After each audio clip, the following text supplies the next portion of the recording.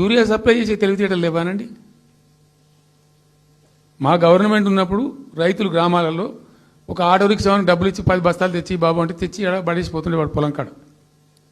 ఇవాళ రైతులు రోజుల తరబడి గంటల తరబడి చెప్పులు పెట్టి, బీఆర్ఎస్ లేకముందు చెప్పుల లైన్లు ఉండే, బీఆర్ఎస్ ఉన్న రోజులు చెప్పుల లైన్లు మాయమైనవి.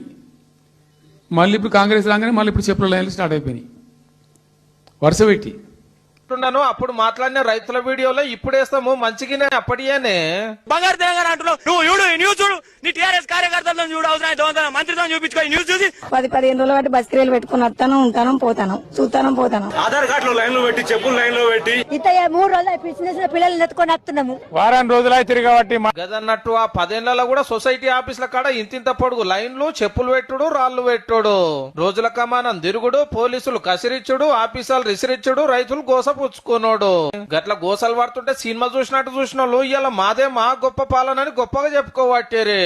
ఇప్పుడన్నా సెంటర్ వాళ్ళకి సీఎం సార్ ఉత్తరాలు రాసిండు, సెంటర్ మంత్రులను కలిసిర్రు, కాంగ్రెస్ ఎంపీలు పార్లమెంట్ బయట లోపల కొట్లాడితే కొంత లోడ్ వస్తుంది.